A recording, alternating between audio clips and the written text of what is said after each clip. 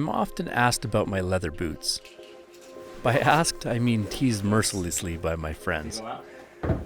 It begins with them making fun of my ritual of tying the dual boots up, working to get the perfect amount of pressure for good control and comfort for a long day. These boots were bought when I was about 16 years old, so despite the taunting, these boots stand by me like a trusted friend. The best part is always at the end of the day when they can't wait to release themselves from the plastic torture of their newfangled boots. Whining and complaining, I remind them every step of the way how my feet still feel like I'm walking on clouds. It's a slow reward, but it's one that's worth the wait. Okay, suntan lotion. Okay. That's the last thing.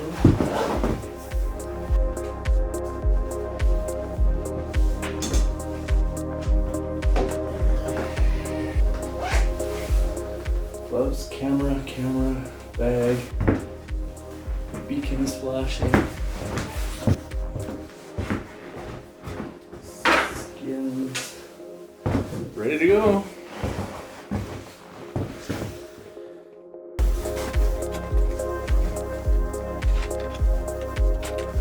The final leg of this journey is much like the utility corridor in an office tower.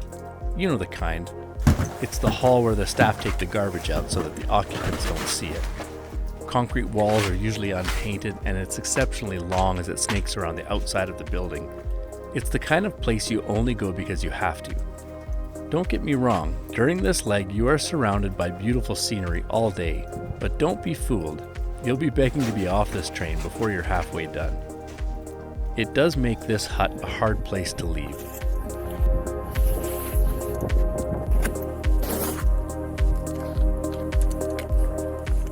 Those toes do release, they pivot. How do you mean? I mean, if you twist your leg, is there any pivot on those bindings? Oh yeah, these cylinders have springs. I see. Oh. So if it torques out, they just move back and let the boot slide out. That's what those springs are for, I wonder. Yeah.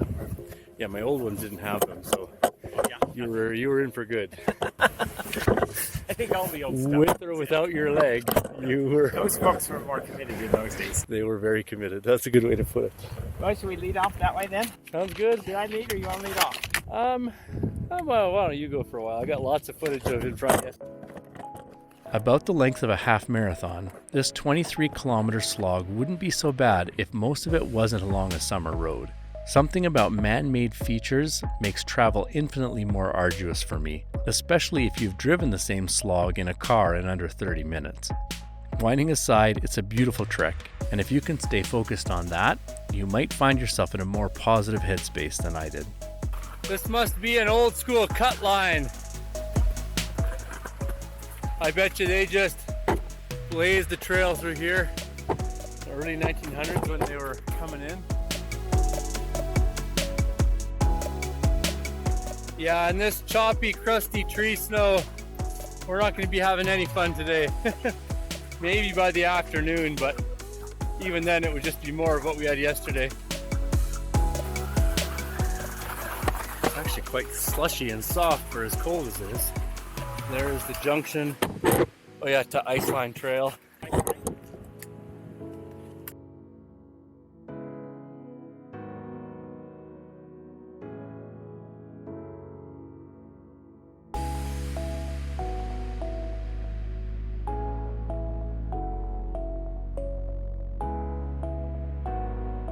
Yeah, this is the beginning of the fun part that's not going to be as fun as we would have hoped.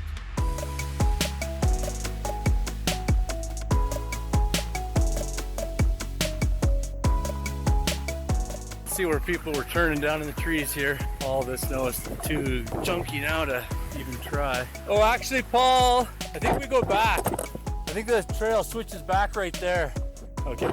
Yeah, I thought I remembered that. So does it just go down here or does it go back? Because I almost think we might cliff out. There was a point where if we did go too soon, we cliffed out.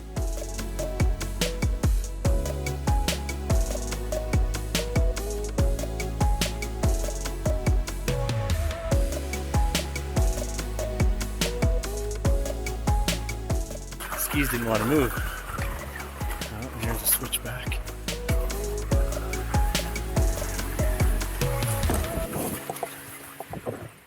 He locked his heels down. That was probably pretty smart. I'm gonna guess following these tracks will be pretty easy to do, but you never know. Yeah, we're right on it. So just follow these tracks. Oh yeah. Alrighty, easy enough.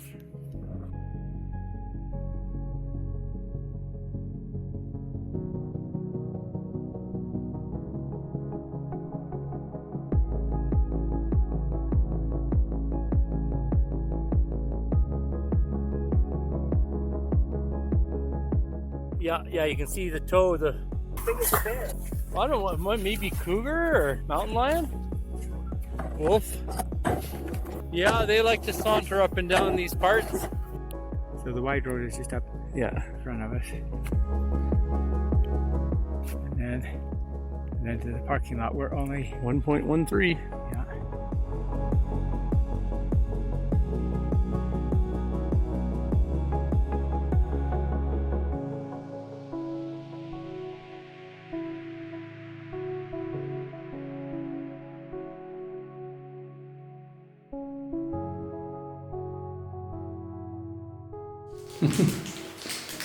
Your pet may not be appreciated by the persons at the next table.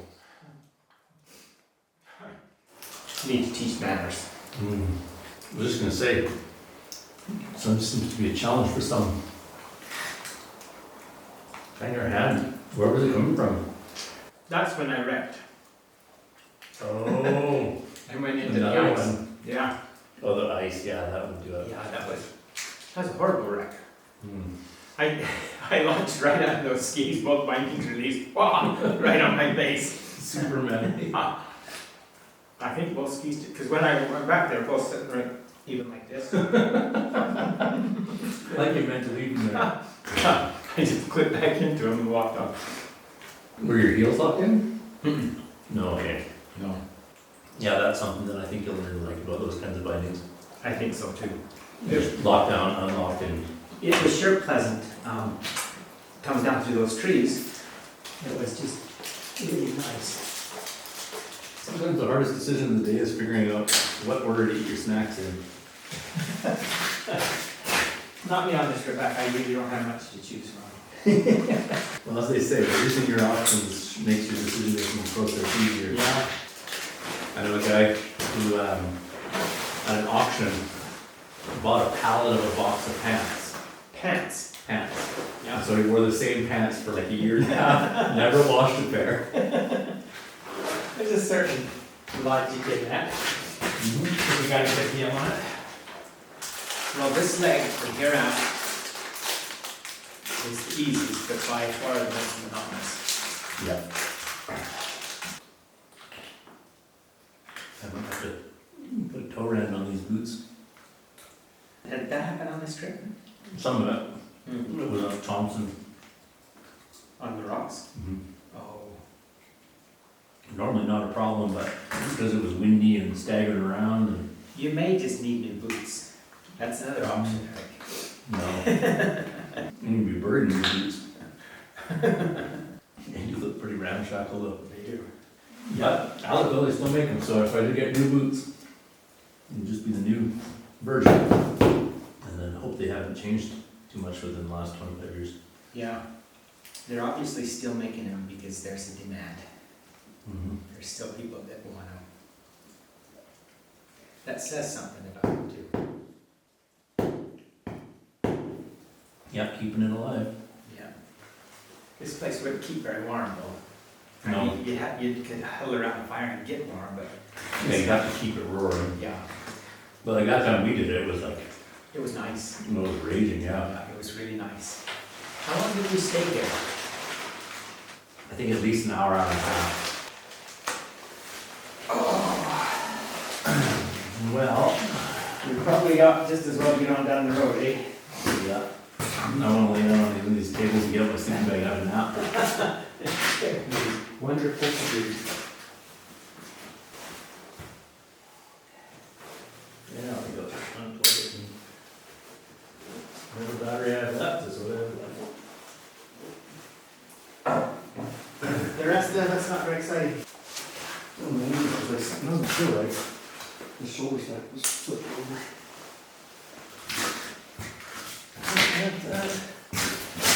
Camera. Well, off we go. Well, you go ahead and lead off now and see. Pick our way through there. Okay. Here we are at the parking lot. Ordnance Patrol cabin. Now I think we have 13K of road to slog down.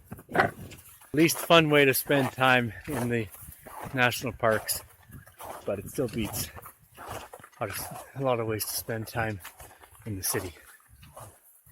The road signs, look how deep the snow is still. Imagine how far your feet would go down if you didn't have skis or snowshoes on. Getting worse and worse by the minute. Isothermic. In the shade it seems to crisp up a little bit, which is okay. I ripped my skins off on this hill, but can barely, just have to ski, but just get some longer glides.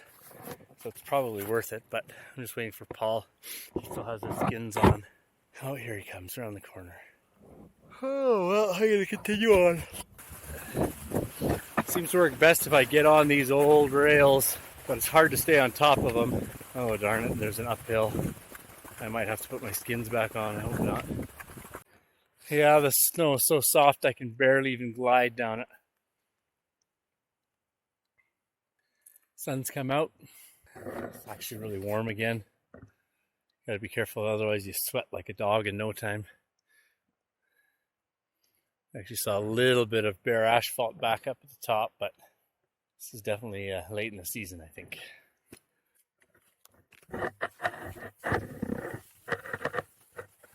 82 kilometers later. Here we are, Mistaya Mountain, I think this is called. It's the asphalt squeezing through the snow. The snow is turning into nothing but cotton ball fluff, mush. Surprised we're not touching the asphalt through it yet. It's probably only a matter of time. Oh, my pole just went through. Trying to find old skin track to stay on, where it's packed a little bit more, but no dice. We'll probably see you at the parking lot next. I think we're at 20.1 kilometers for the day. 6.5 hours. Made some pretty decent time considering the snow is as mushy as it is.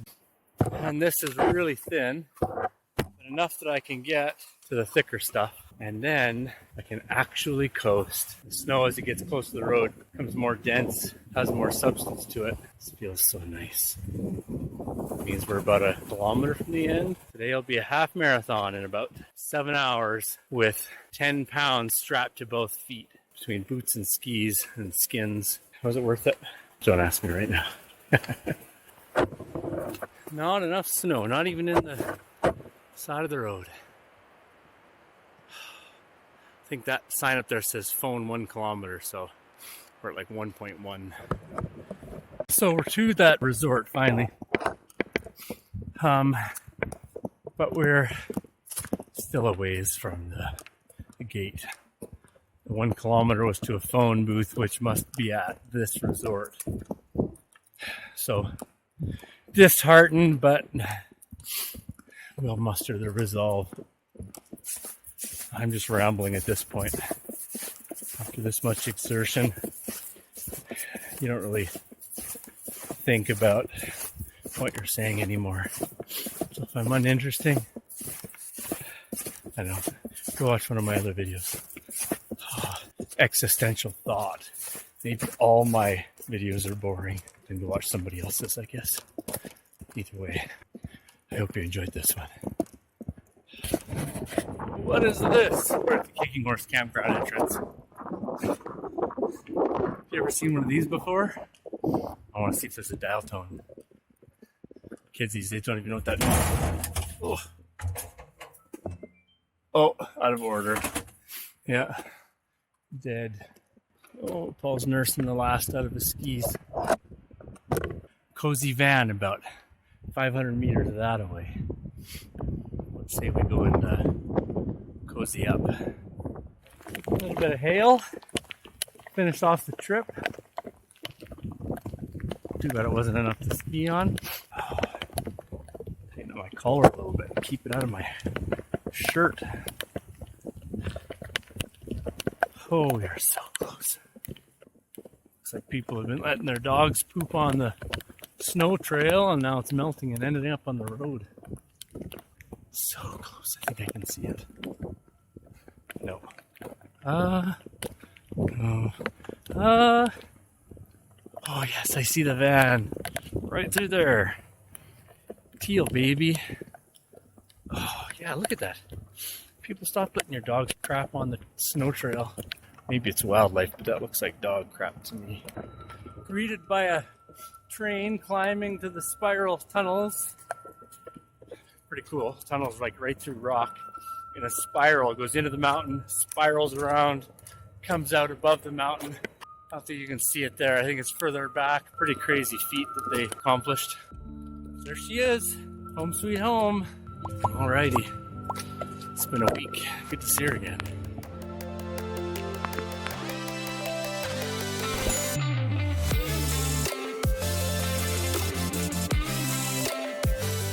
$741, 23.34K.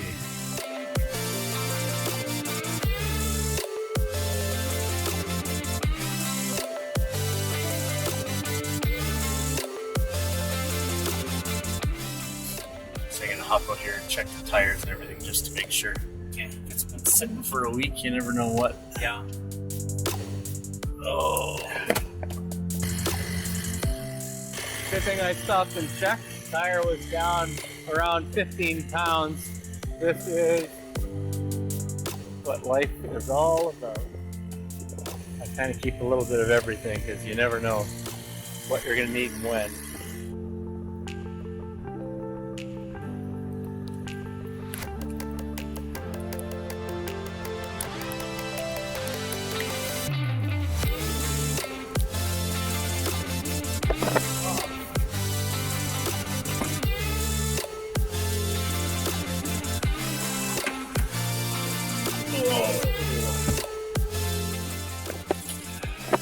Just more footage.